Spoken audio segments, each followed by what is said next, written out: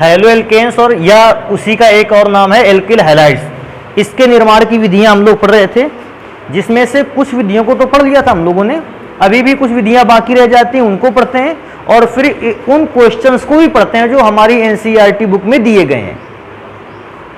तो मैंने next heading डाल रखी है, पहले लिखा है R single bond OH। R single bond OH का अर्थ होता है किसी एल्कोहल की बात हो रही है। इसको हमेशा इस बात पर ध्यान रखना कि अगर कभी R single bond OH type का कोई भी फॉर्मूला मिल जाता है, इसका मतलब किसी ना किसी एल्कोहल की बात हो रही है। कहता है एल्कोहल पर अगर HX का नाम मैंने पिछली क्लास में भी बताया था, हैलोजन अम्ल पर अगर अभिक्रिया करवा दी जाती है तो भी हमको एल्किल हैलाइड या हैलो एल्केन मिलते हैं। देखिए अभिक्रिया कैसे इसकी कंप्लीट करेंगे। बेटा आर सिंगल बॉन्ड OH की अभिक्रिया अगर HX से होगी, अभिक्रिया का तरीका बिल्कुल आसान है। देखो कैसे, बेटा ये OH जो है ये इस H से अभिक्रिया कर लेगा। अगर OH H से अभिक्रिया कर लेगा तो OH और H से अभिक्रिया के दौरान बनने वाला फॉर्मूला है H2O। अच्छा, H2O एक साइड प्रोडक्ट है। अगर रासायनिक अभिक्रिया लिखने के दौरान आप इस H2O को नहीं भी लिखते हो तो भी कोई प्रॉब्लम नहीं है। मुख्य उत्पाद क्या है? R, और R के बाद क्या बचा हुआ है? X। तो मैं यहां पर लिख दूंगा RX, या ऐसे भी लिख सकते थे R सिंगल बॉन्ड X करके लिख सकते थे।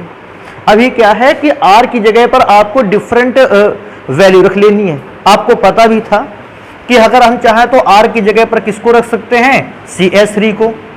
सिंगल बॉन्ड के साथ OH आ जाएगा। कोई पूछेगा कार्बन 1 वाला एल्किल ग्रुप है, इसलिए इसको नाम बोलेंगे मेथिल एल्कोहल।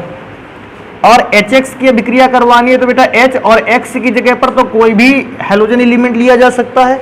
मैंने Cl ले रखा है। अभिक्रिया कैसी होगी? OH H से अभिक्रिया करेगा। देखो अभिक्रिया को समझने का ऐसा भी मेथड होता है। मैंने यहाँ टिक मार्क लगाया OH पर और यहाँ टिक मार्क लगाया H पर। इसका मतलब है टिक मार्क वाला अवयव टिक मार्क वाले अवयव के साथ जुड़ेगा।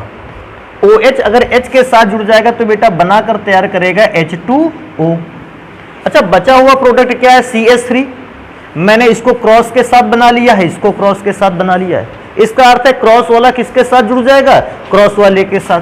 तो इसको ऐसे लिख सकते हैं CH3 सिंगल बॉन्ड Cl।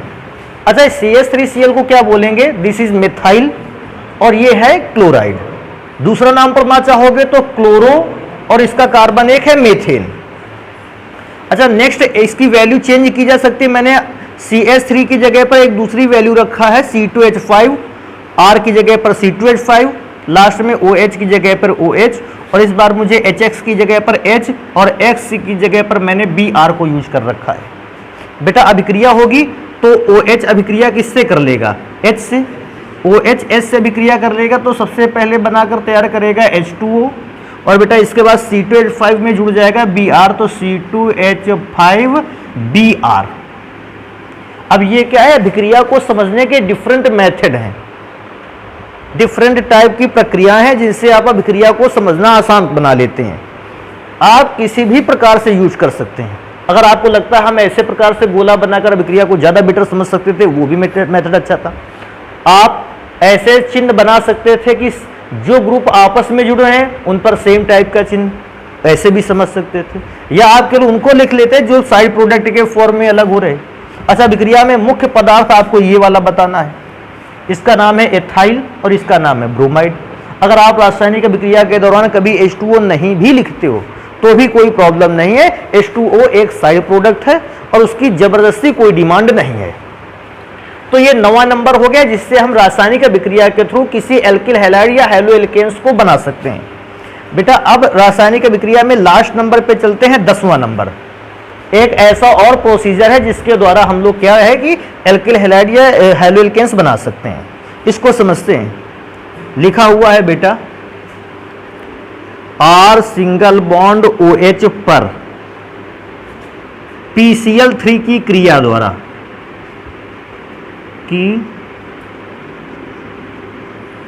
द्वारा अगर आप R सिंगल बॉन्ड OH का अर्थ है अगर एल्कोहल पर आप PCl3 की क्रिया करवाते हो तो भी आपको एल्किल हैलाइड मिलता है। लेकिन ये वाली बात ध्यान रखना, दो रासायनिक अभिक्रियाएं, PCl5 वाली रासायनिक अभिक्रिया अलग है, उसका मेथड दूसरा है, और PCl3 की रासायनिक अभिक्रिया का मेथड दूसरा, इसको समझते हैं सबसे पहले।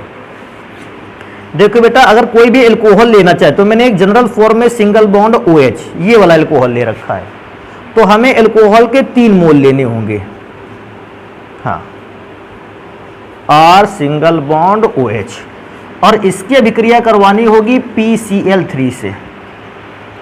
अब PCl3 से अभिक्रिया करवाओगे, चाहे तो PCl3 ऐसा लिख लें, अगर आपको लगता है PCl3 ऐसा नहीं लिखना चाहते तो एक काम और किया जा सकता है, PCl3 ऐसा लिखा जा सकता है।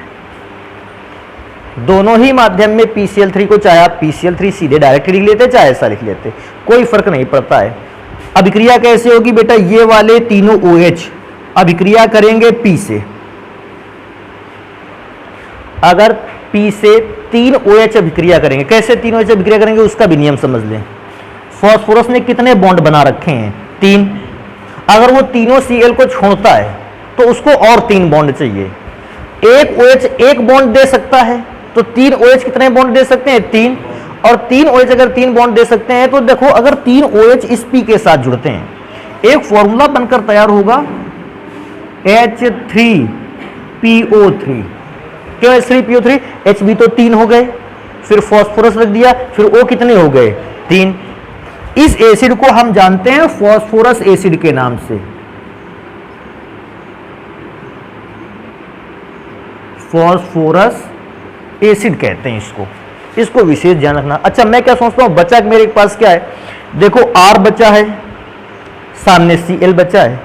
अगर R Cl से अभिक्रिया करेगा तो RCl बनेगा, दूसरा R दूसरे Cl से अभिक्रिया करेगा RCl, फिर तीसरा वाला भी अभिक्रिया कर लेगा। तो इस प्रकार से बेटा 3 मोल RCl अर्थात एल्किल हैलाइड का निर्माण होने वाला है। अब चाहे जो एल्कोहल रख दोगे, methyl alcohol, ethyl alcohol, propyl alcohol, butyl alcohol, कोई भी एल्कोहल लिखोगे, आपको अभिक्रिया सेम मेथड पे करानी है। कैसे करवानी है, जैसे यहां पर स्टार्ट करते हैं। मैंने R की जगह पर रीडिंग बना रखी है, देखो R की जगह पर मैंने CH3 को यूज किया है, तो बेटा हमें CH3 के 3 मोल लेने होंगे। CH3OH 3 मोल हो गया। इसकी अभिक्रिया आपको करवानी थी PCl3 से। आप चाहें तो मैंने बताया था PCl3 एक साथ भी लिख सकते हैं और Cl को अलग अलग भी लिखा जा सकता है। तरीका क्या है,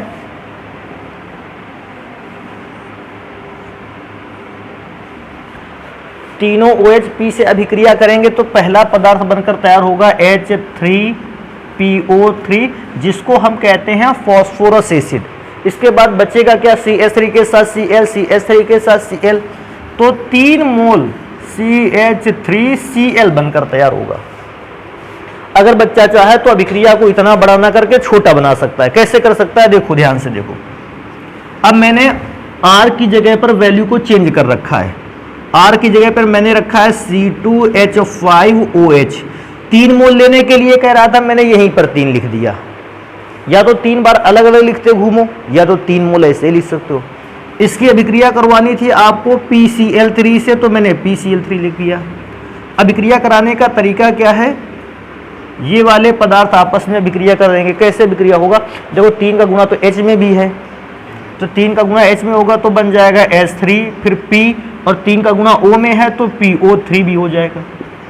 भाई 3 का गुणा जो था H में भी था तो H3 लिख दिया, फिर P मैंने लिख दिया इसका, और फिर 3 का गुणा O में हुआ था तो PO3 भी लिख दिया।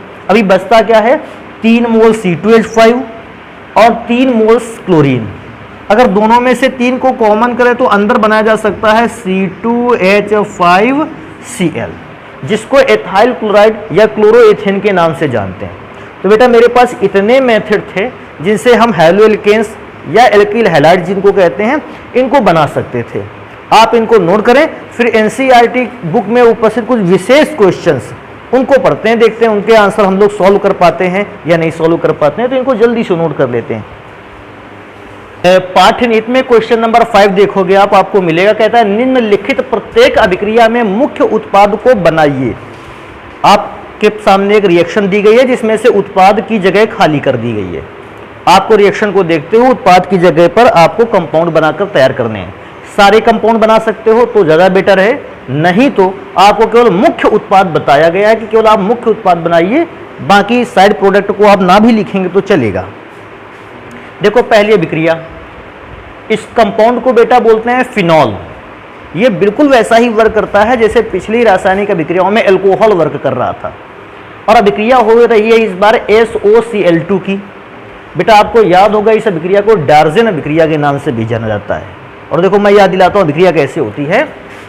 ये वाले दोनों बॉन्ड ब्रेक होते हैं, और जब बॉन्ड ब्रेक होता है तो बेटा एक Cl मिलता था इस कॉर्नर वाले को, एक Cl मिलता था H को, और SO किसको मिलता था, बीच वाले भाग को। अगर ऐसा होगा तो ध्यान देने वाली बात है बेंजीन रिंग पर कौन लग जाएगा, Cl। तो मैं सबसे पहला कंपाउंड बनाकर तैयार करता हूं बेंजीन रिंग पर, जिस पर क्या लगा होगा, Cl।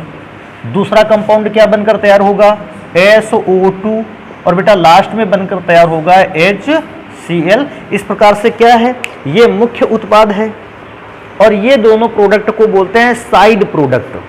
साइड का अर्थ है आप इनको लिख भी सकते थे, नहीं भी लिख सकते थे, और रासायनिक अभिक्रियाओं में बुक्स में ऐसा ही करते हैं कि ज़्यादातर साइड प्रोडक्ट लिखते ही नहीं हैं। और क्योंकि साइड प्रोडक्ट नहीं दिए जाते हैं, नहीं लिखते हैं, इसलिए अभिक्रिया को देखकर थोड़ा सा अजीब अभिक्रिया देखने में लगने लगती है कि इसमें आधे कंपोनेंट दिख ही नहीं रहे हैं।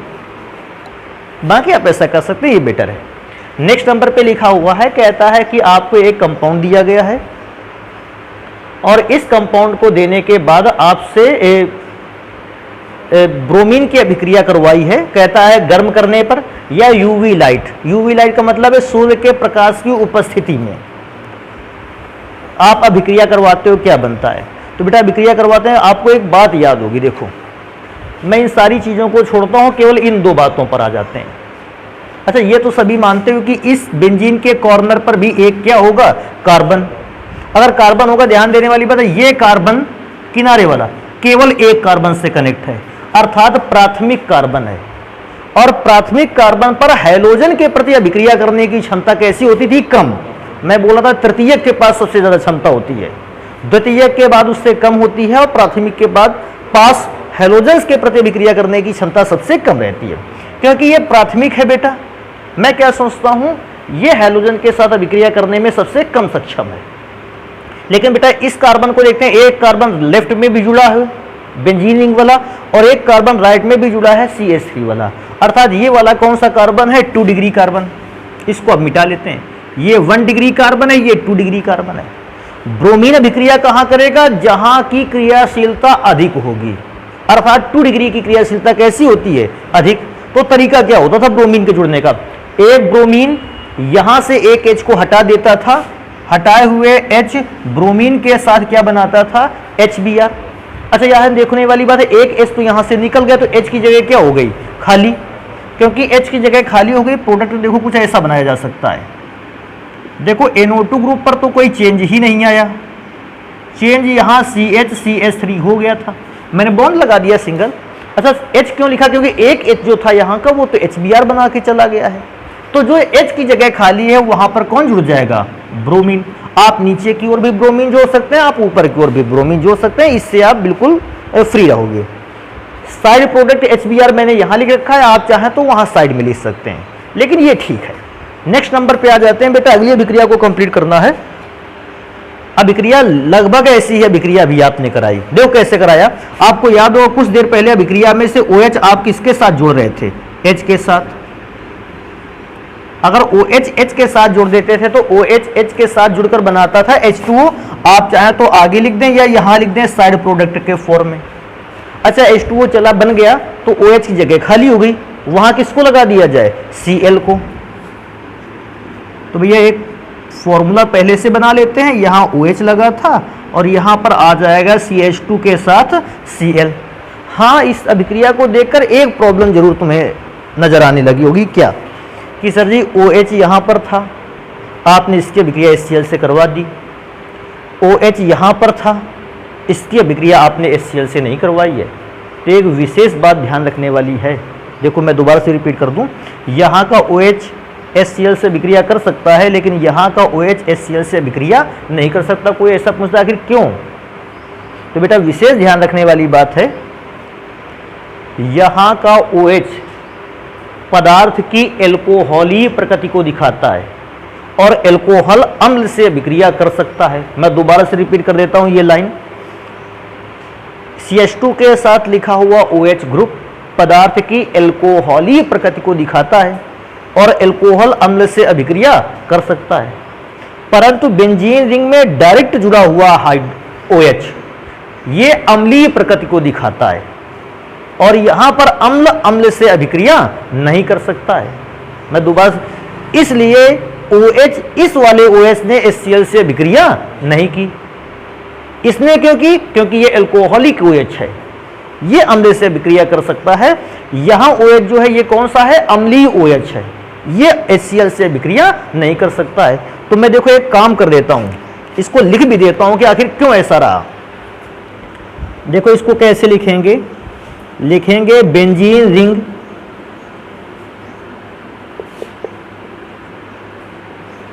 में जुड़ा हुआ OH कैसी प्रकृति रखता है, अम्लीय प्रकृति के कारण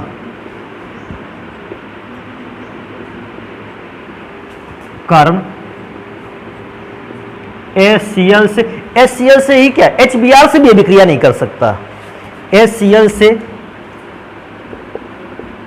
क्रिया नहीं कर सकता है। इस बात को बेटा बहुत विशेष लाइनों पर लिख लेना है और ध्यान भी रखना इसका हमेशा, ताकि हमें से कभी अगर ऐसा क्वेश्चन भी पूछ दे आखिर क्यों ऐसा कर दिया गया, उसको तुरंत बता दीजिए कि बेंजीन रिंग से जो डायरेक्ट जुड़ा हुआ OH है ये अम्लीय नेचर को दिखाता है, इसलिए ये अम्ल से अभिक्रिया नहीं कर सकता है। ये अल्कोहली नेचर दिखाता था, अम्ल से अभिक्रिया हो सकती थी। बेटा अगले क्वेश्चन पर आ जाते हैं। देखो इसमें से आपको बेंजीन नहीं दिया गया है, इसको देखो पढ़ते क्या है। अगर इस भाग को छोड़ दिया जाए, मेथिल भाग को छोड़ दिया जाए, इसको कहते हैं साइक्लोहेक्सीन। देखो इसको पूरा नाम क्या है, इसको एक नंबर कार्बन लाते 1 मेथाइल साइक्लोहेक्सीन लिख दीजिए या हेक्स1इन लिख दीजिए। साइक्लो का मतलब चक्रीय है, हेक्स का मतलब 6 कोने हैं, इन का मतलब डबल बॉन्ड है, और उसी एक नंबर पर मेथाइल ग्रुप को लगाया गया इसलिए मेथाइल बोल दिया। अब कहता है इसकी अभिक्रिया किससे होनी है, HI से। अभिक्रिया का तरीका ध्यान रख के रखना है बेटा, वैसे ध्यान देने वाली बात है ये तो डबल बॉन्ड है, और डबल बॉन्ड पे आपने मान रखा था, पहले भी जानते थे कि एक बॉन्ड सिग्मा रहता है, दूसरा बॉन्ड कौन सा होता है, पाई, और उसमें से पाई बॉन्ड जो होता है वो कैसा होता है, वीक होता है, कमजोर होता है। तो जैसे ही HI टकराएगा, HI यहां पर टकराते ही इस डबल बॉन्ड को क्या कर देगा, ब्रेक कर देगा, और ब्रेक करेगा। देखो ब्रेक करने से इस कार्बन का भी नुकसान हुआ और यहां पर रखे कार्बन का भी नुकसान हुआ। उस नुकसान की भरपाई कैसे की जाए, एक तरफ H दे दिया जाए, एक तरफ I दे दिया जाए। अब बच्चे सॉरी इसमें से कंफ्यूज हो सकते हैं कि सर जी जहां अपना मन पा रहे हैं उधर H लिख रहे हैं, जिधर अपना मन पा रहे हैं वहां I लिख रहे हैं, हम साइड चेंज करना चाहते थे। तो बेटा साइड चेंज कर लेना, लेकिन इस बात को सुनने के बाद देखो इसको हटा देते हैं 2 मिनट के लिए, इस बॉन्ड को हटा देते हैं। एक फॉर्मूला आपने पढ़ा था या रूल पर रखा था, MKR रूल, मार्कोनी-कॉफ का नियम। क्या था, मैं पढ़ के सुना दूं।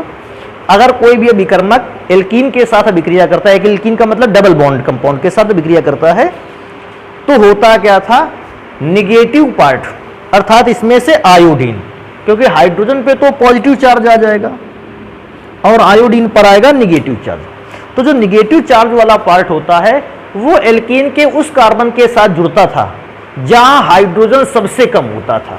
अब ध्यान देने वाली बात है, इसके इस कार्बन पर देखो तो 4 वैलेंसी पहले से कंप्लीट है। इसका अर्थ है इसके पास एक भी हाइड्रोजन नहीं है, और एक भी हाइड्रोजन न होने के कारण इसी के पास हाइड्रोजन सबसे कम है। भाई किसी के पास हाइड्रोजन सबसे कम कितना हो सकता है कि उसके पास कोई भी हाइड्रोजन एटम ना हो, इससे कम तो नहीं हो सकता है। जैसे मैं कहूं कि मेरे पास सबसे कम पेन है, तो सबसे पेन कम कब हो सकता है, जब मेरे पास एक भी पेन ना हो, इससे तो कम हो ही नहीं सकता। तो क्योंकि इसके पास देखो बॉन्ड कितने दिख रहे हैं इस कार्बन पर, जिसमें मैंने 1 नंबर लिख रखा है, 1 बॉन्ड, दूसरा बॉन्ड उधर की ओर 2 बॉन्ड, इसका मतलब 4 बॉन्ड, तो इसके ऐसे ही है। इस पर तो एक हाइड्रोजन नहीं मिला होगा इसको, क्योंकि कोई हाइड्रोजन नहीं होगा, इसी पर हाइड्रोजन कम है। तो अब मार्कोनी-कॉफ के नियम के अकॉर्डिंग, MKR मार्कोनी-कॉफ रूल के अकॉर्डिंग, आयोडीन हमको मिलना चाहिए कम कार्बन वाले को, सॉरी कम हाइड्रोजन वाले कार्बन को, और हाइड्रोजन मिलना चाहिए बाकी दूसरे बचे हुए को। अच्छा, इसमें से होगा क्या, डबल बॉन्ड ब्रेक हो जाएगा। ब्रेक होने के बाद कंपाउंड देखो कैसे बनेगा, डबल बॉन्ड, क्योंकि ब्रेक हो गया मैं डबल बॉन्ड बनाऊंगा ही नहीं। अच्छा, ये H यहां जुड़ जाएगा, तो आप चाहें तो H यहां जोड़ सकते हैं, और यहां पर क्या जुड़ेगा, CH3 तो जुड़ा ही था, एक और कंपाउंड जुड़ गया, एक और भाग जुड़ गया I।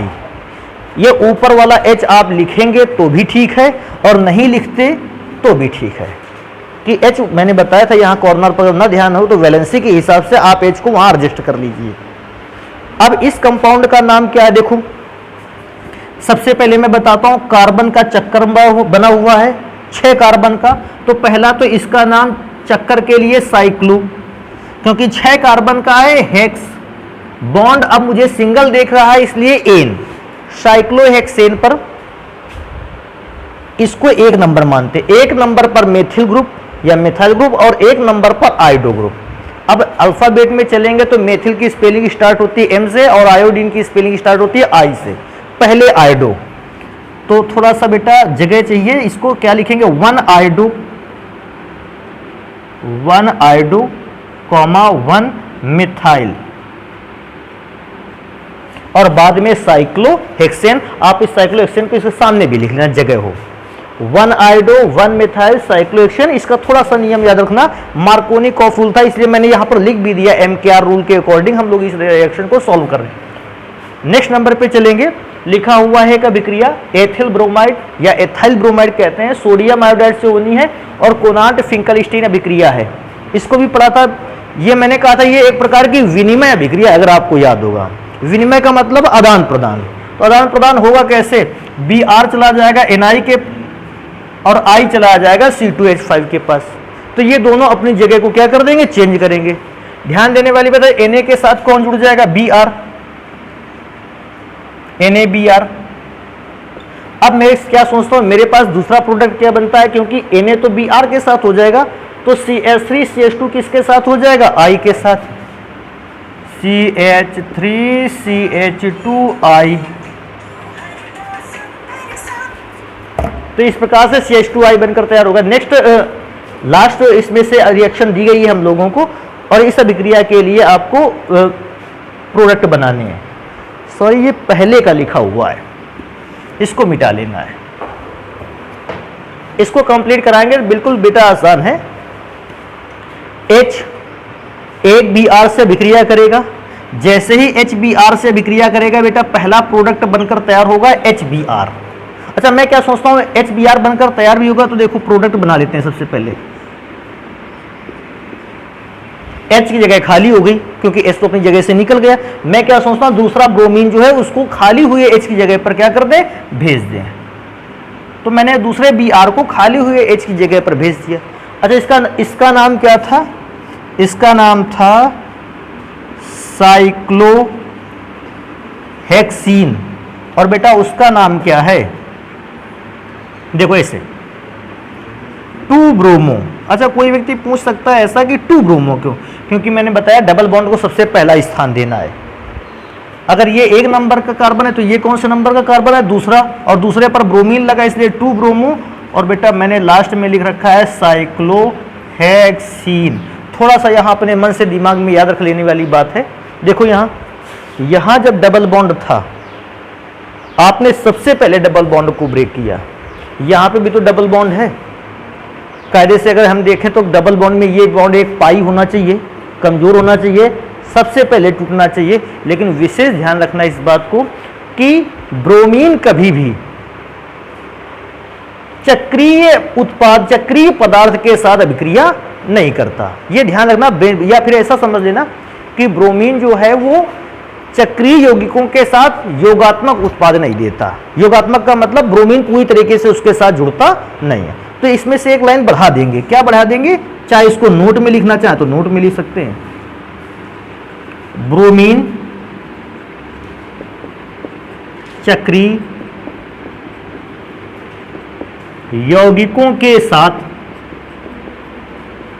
योगात्मक उत्पाद नहीं देता।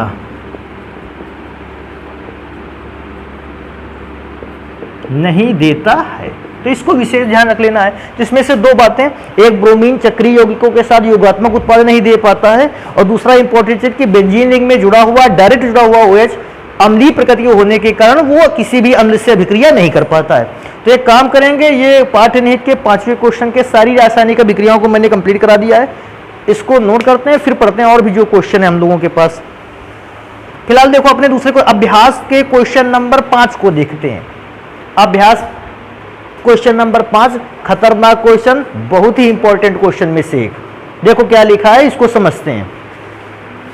लिखा है एक हाइड्रोकार्बन आपके पास है, अर्थात आपके पास एक ऐसा यौगिक है जिसमें केवल और केवल कार्बन और केवल हाइड्रोजन है, और उसका फॉर्मूला है C5H10। ये सबसे बड़ा चीज है कि आपको ये पता हो गया कि इसका जो मॉलिक्यूलर फॉर्मूला है C5H10 है।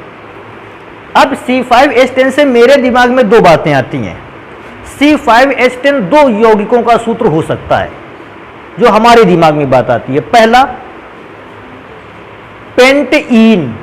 इन क्यों मैंने बताया, क्यों अगर मैं इसको एन बोलता, लेकिन अगर कार्बन से हाइड्रोजन दुगने से दो ज्यादा होता, लेकिन कार्बन से जस्ट दुगना हाइड्रोजन है, इसका मतलब है ये पेंटईन का फॉर्मूला है। या तो इसका फॉर्मूला है, या तो बेटा ये फॉर्मूला है साइक्लोपेंटेन का, क्योंकि 5 और 10 के रेशियो में कार्बन से जस्ट डबल हाइड्रोजन में, दोबारा से ध्यान रख लेना, कार्बन से अगर जस्ट हाइड्रोजन डबल हो तो फॉर्मूला या तो सीधी श्रृंखला में ईन बनता है, और चक्रीय श्रृंखला में क्या बनता है, एन। अब देखो सोचने वाली बात थी, मैं एक और दो चीजों को बताऊंगा, आपके दिमाग में अच्छे से आएगा।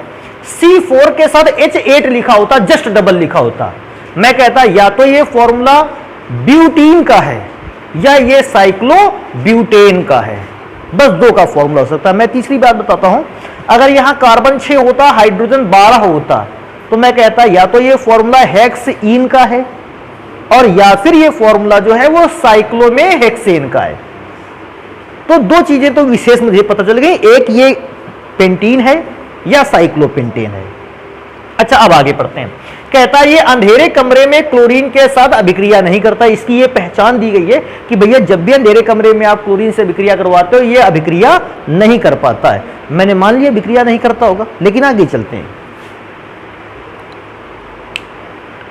परंतु सूर्य के तीव्र प्रकाश में केवल मोनोक्लोरो यौगिक बनाता है, वो मोनोक्लोरो यौगिक है C5H9Cl। बस ये उत्पाद देखने की जरूरत है, सबसे इंपॉर्टेंट रोल यही प्ले करेगा। अच्छा इसमें से कैसे जानता है, कार्बन 5 है, ठीक है, हाइड्रोजन 10 थे, कितने हो गए 9, और वो जो 10वां वाला हटाया गया है उसकी जगह पे क्या लगा है Cl। अब एक बात तुम दिमाग में अपने भर के रख लो, क्या अगर कोई भी कंपाउंड डबल बॉन्ड या ट्रिपल बॉन्ड रखता है, वो करता है योगात्मक अभिक्रिया। योगात्मक का मतलब समझते हो, अगर उसने क्लोरीन से अभिक्रिया की होती तो क्लोरीन उसके साथ क्या हो गया होता, जुड़ गया होता। लेकिन जिस कंपाउंड में सिंगल बॉन्ड होता है वो प्रतिस्थापन अभिक्रिया करता है। ध्यान देने वाली बात है, यहां पर भी प्रतिस्थापन अभिक्रिया हुई है। क्यों प्रतिस्थापन हुई थी?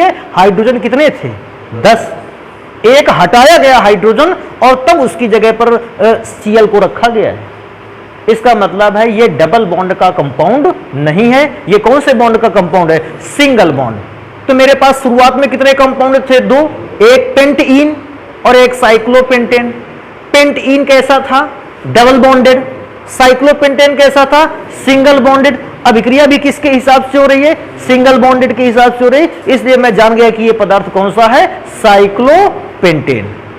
लेकिन अब आंसर लिखते समय हमको सारी बातें इसको बतानी होंगी कि मैंने पेंटीन को भी चेक किया, लेकिन पेंटीन मेरे हिसाब से गलत निकला, इसलिए साइक्लोपेंटेन बनाया गया। तो देखो आंसर कैसे देते हैं इसका, क्या लिखेंगे? देखो सबसे पहले नंबर पे इसका आंसर देते समय हम लोग लिखेंगे C5H10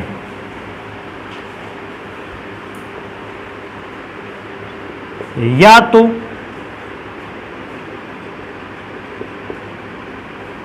साइक्लोपेंटेन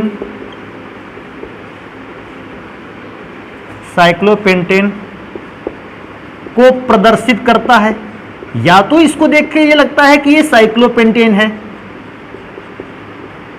प्रदर्शित करता है,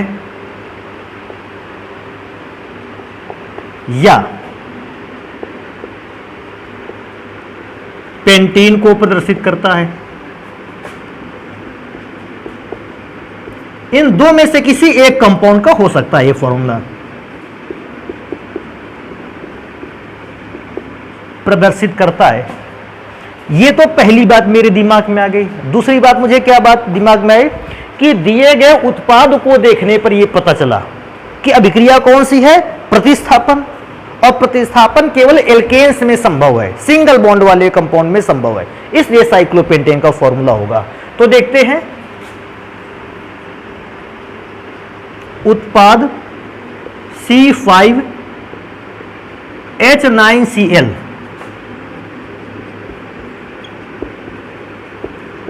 को देखने से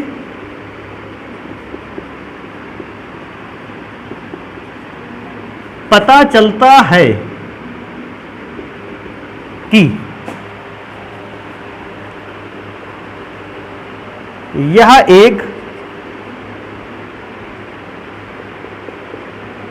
प्रतिस्थापित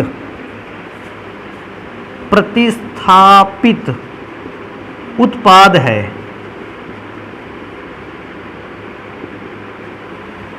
जो केवल एल्केन द्वारा बनाया जा सकता है।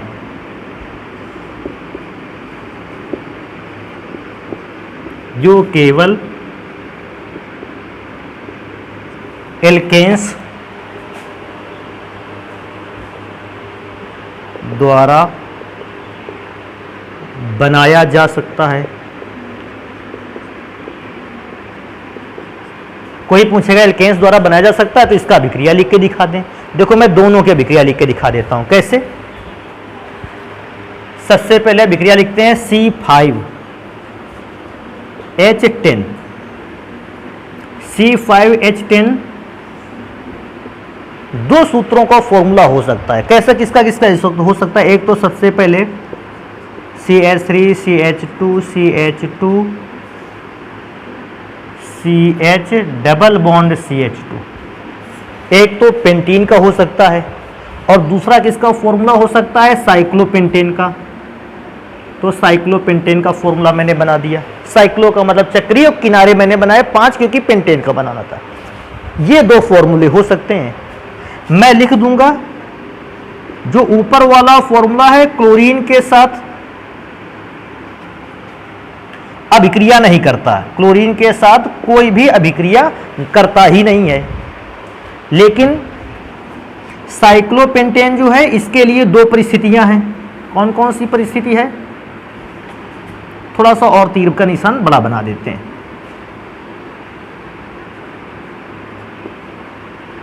अंधेरे पर अभिक्रिया होगी? नहीं होगी। यूवी लाइट पर होगी। यूवी लाइट का अर्थ है सूर्य के प्रकाश में। तो कहता है क्लोरीन युक्त यौगिक बनता है। बेटा क्लोरीन युक्त यौगिक बन गया, क्लोरीन इसमें जुड़ गया। तो इस प्रकार से अभिक्रिया आपको दिखानी है। और थोड़ा सा सूत्र अच्छा बना लेते हैं इधर।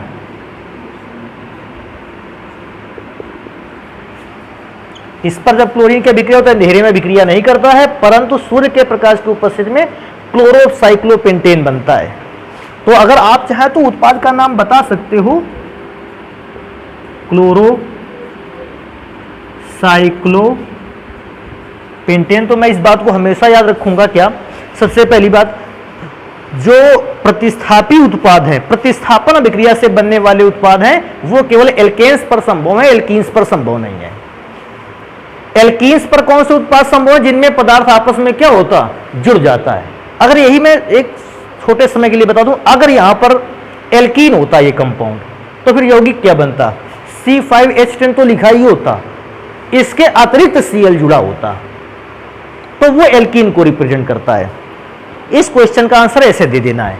नेक्स्ट क्वेश्चन पे आएंगे बेटा। एक क्वेश्चन और मेरे पास लिखा हुआ है, इसको देखो, देखते हैं। ये भी क्वेश्चन रिएक्शन को कंप्लीट करने वाला है।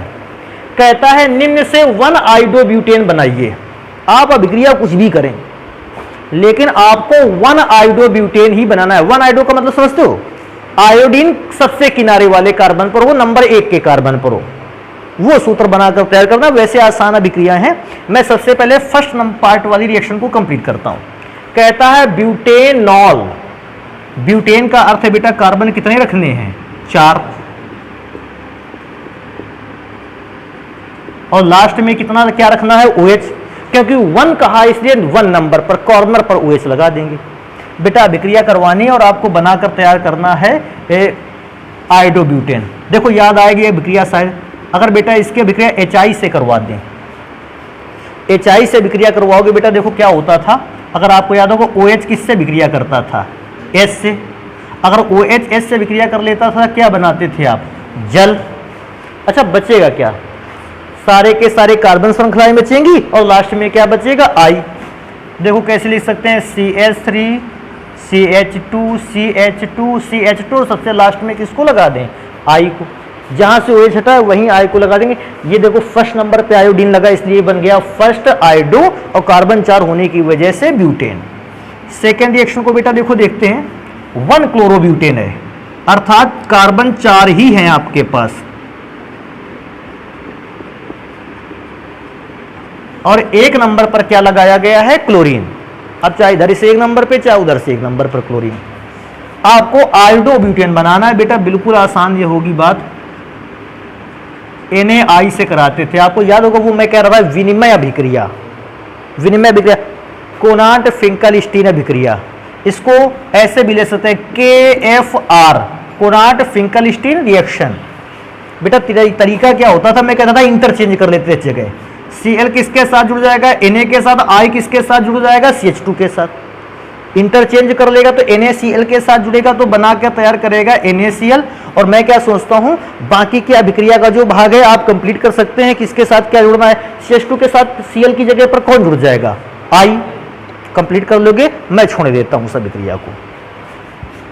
थर्ड नंबर अभिक्रिया को हमको बताना पड़ेगा क्योंकि ये थोड़ा सा अलग रहेगा, But2E1ene, तो CH3 CH2 CH double bond CH2। और इस पर अभिक्रिया आपको अपने हिसाब से सोचकर करवानी है भैया, कि आप ऐसी अभिक्रिया करवाओगे जिससे 1 आयोडोब्यूटेन बने। देखो अभिक्रिया तो एक बात मैं बता दूं, आयोडीन का अर्थ है आपको अभिक्रिया HI से ही करानी है, और HI में प्रोडक्ट बनाना है 1 आयोडोब्यूटेन। इसको ध्यान रखें कैसे, अगर बेटा अभी डायरेक्ट अभिक्रिया करवा देंगे तो एक रूल था मार्कोनी-कॉफ रूल, उसके अकॉर्डिंग H पर पॉजिटिव चार्ज है, I पर अगर निगेटिव चार्ज है तो आयोडीन उस कार्बन से जुड़ेगा जिसमें से हाइड्रोजन सबसे कम है, तो उस हिसाब से तो आयोडीन यहां जुड़ जाएगा। लेकिन ये तो बन गया 2 आयोडोब्यूटेन, लेकिन हमको क्या बनाना है, 1 आयोडोब्यूटेन। तो 1 आयोडोब्यूटेन बनाने के लिए आप कहते थे ये रिवर्स में जुड़ेगा, अगर आप कौन से रूल का प्रयोग करें, एंटी मार्कोनी-कॉफ रूल। अपोजिट करता था, ये क्या करता था, अब अपोजिट कर देगा। अब I को इस कार्बन से नहीं बल्कि इस कार्बन से जुड़ेगा, तो कैसे, डबल बॉन्ड में से एक बॉन्ड को ब्रेक करेगा, इधर H देगा, इधर क्या दे देगा, I। ध्यान रखना है, एंटी मार्कोनी-कॉफ रूल के विषय में बता करके ही आना है, तभी अभिक्रिया को कंप्लीट करना है, ऐसे कंप्लीट मत कर देना। अब बेटा तरीका है कि अब आसानी से लिख सकते हैं, क्या लिख सकते हैं, CH3 CH2 CH2 CH2 और इस पर जुड़ा हुआ है I। तो इसमें से विशेष ध्यान रखना है, एंटी मार्कोनी-कॉफ रूल के अकॉर्डिंग आप इसको सॉल्व करोगे। अभी भी एक क्वेश्चन रह गया है, इसको जल्दी से करते हैं, उस क्वेश्चन को सॉल्व कर लेते हैं। देखो बेटा आज के दिन का अंतिम क्वेश्चन, पाठ्य नीति का ये प्रश्न है, लिखा है R सिंगल बॉन्ड OH, अर्थात किसी एल्कोहल तथा पोटेशियम आयोडाइड की जब अभिक्रिया हो रही होती है, एल्कोहल और पोटेशियम आयोडाइड की अभिक्रिया को पूरा कराते समय मैं बता दूं एल्कोहल और KI आपस में अभिक्रिया नहीं कर पाएंगे। आपको अभिक्रिया को कंप्लीट कराने के लिए कोई ना कोई एसिड डालना ही पड़ेगा। तो उसने क्या कह रखा है कि एल्कोहल और पोटेशियम आयोडाइड की अभिक्रिया को पूरा कराते समय जब आप एसिड यूज करते हो तो उसमें से H2SO4 का प्रयोग क्यों नहीं किया जाता है। अगर दूसरे सारे एसिड यूज किए जा सकते हैं, लेकिन ऐसी प्रॉब्लम क्या आती है जिससे आप जो है वो H2SO4 का इस्तेमाल नहीं कर पाते हो। तो बेटा हम इस बात पर चर्चा करेंगे H2SO4 का इस्तेमाल क्यों नहीं किया जाता है। देखो मैं सबसे पहले बात करूंगा, मैं देखूंगा अगर H2SO4 ना डाला जाए तो कैसे विक्रिया होती है। देखो मैंने अगर ROH और KI की विक्रिया पर H2SO4 को नहीं डाला तो कैसे विक्रिया हुई, के आई सबसे पहले क्या करेगा, उस दूसरे एसिड से अभिक्रिया करेगा। दूसरे एसिड को ऐसा बोल दें, देखो ऐसा HNO3 लिखे देते हैं। दूसरा एसिड ले लिया मैंने, अभी H2SO4 को नहीं लिया। होगा क्या, H अभिक्रिया करेगा किससे, I से, तो बन जाएगा HI। K किससे अभिक्रिया कर लेगा, NO3 से, बनकर तैयार होगा KNO3। अब ये जो HI है ये अभिक्रिया करेगा ROH से, और जब ROH से अभिक्रिया करेगा, तरीका बेटा सभी जानते हो, ये OH किससे अभिक्रिया कर लेगा, H से, और अगर HOH से अभिक्रिया कर लेगा तो क्या बनाता है, जल, और बेटा बनेगा R सिंगल बॉन्ड I। कोई पूछेगा ये क्या है, तो हम बताएंगे ये तो एल्काइल हैलाइड का फॉर्मूला है। अर्थात किसी एल्काइल हैलाइड को बनाने के लिए हम एल्कोहल की डायरेक्ट अभिक्रिया KI से नहीं कराते हैं, पहले KI की अभिक्रिया किसी अम्ल से कराते हैं। वो अम्ल क्या देता है, HI। वो HI जब एल्कोहल से अभिक्रिया करता है एल्किल हैलाइड बनता है। ये किसकी अभिक्रिया है, किसी भी अम्ल की। परंतु अब देखो सिचुएशन मैं बदल रहा हूं, इस बार मैंने KI के साथ HNO3 को नहीं बल्कि H2SO4 को मिला दिया। तो भैया देखो KI लिख दिया मैंने और किसको मिलाया, H2SO4 को। तो H2SO4 था, ये बहुत खतरनाक था, और इसने किया क्या क्या देखो, ये सबसे पहले अपघटित हो गया, अपघटित होकर बनाया H2O प्लस SO2। मैं थोड़ी देर के लिए KI को हटा देता हूं। KI से अभिक्रिया पहले नहीं करता है बल्कि H2SO4 पहले अपघटित होता है, बनाता क्या है H2O प्लस SO2, और इसके बाद बचता है नवजात ऑक्सीजन। तो मतलब H2SO4 KI से अभिक्रिया बाद में करेगा, पहले स्वयं अपघटित होगा, और स्वयं अपघटित करके बनाता है मुख्य उत्पाद में बात करेंगे नवजात ऑक्सीजन। ये नवजात ऑक्सीजन अभिक्रिया करता है KI से, सॉरी नवजात ऑक्सीजन अभिक्रिया करता है KI से। दो का अगर गुणा कर लेंगे अच्छा रहेगा, बेटर रहेगा। अब अभिक्रिया के दौरान बनता क्या, ये KI अभिक्रिया कर लेता है O से, तो बनेगा K2O, और साथ में अलग हो जाएगा आयोडीन। अब बेटा ध्यान देने वाली बात है, पिछली अभिक्रिया में क्या हो रहा था, HI बन रहा था। इस अभिक्रिया में HI नहीं बनता बल्कि क्या बनता है, आयोडीन, और आयोडीन डायरेक्ट एल्कोहल से अभिक्रिया नहीं कर सकता है। तो इस बात को विशेष ध्यान रखेंगे। क्या बात ध्यान रखेंगे, अदर एसिड जो होते हैं वो KI से अभिक्रिया करके क्या बनाते हैं, HI हाइड्रोजन आयोडाइड बनाते हैं, लेकिन जो H2SO4 है अगर वो KI से अभिक्रिया कर लेता है तो HI का निर्माण नहीं करता है बल्कि किसका निर्माण करता है, आयोडीन का। अच्छा सोचो, अगर आयोडीन का निर्माण हुआ तो फिर आयोडीन एल्कोहल से अभिक्रिया करके एल्किल हैलाइड बना नहीं सकता है। बहुत लंबी बातें नहीं बतानी है, बस इतनी बात, क्योंकि अभिक्रिया आपने लिख के दिखा दी है, आप बस इतनी बात बता देने वाले हो, क्योंकि H2SO4 एक ऑक्सीकारक है और ये KI का ऑक्सीकरण करके उससे क्या बदल देता है, आयोडीन में। बस इससे ऊपर एक भी लाइन नहीं लिखनी है, क्योंकि अभिक्रिया आपने दोनों की बता रखी है, इसलिए आपको केवल एक लाइन लिखनी है कि H2SO4 जो है एक अच्छा ऑक्सीकारक है और ये KI को ऑक्सीकरण कर देता है काय में, आयोडीन में। बस इतनी बात लिख देना है। इसलिए हम लोग कभी भी एल्कोहल की अभिक्रिया KI से कराते समय H2SO4 का प्रयोग नहीं करते हैं। तो बस एक लाइन लिख लेनी है केवल, क्या, H2SO4 एक प्रबल ऑक्सीकारक है, ऑक्सीकारक है जो KI को I2 में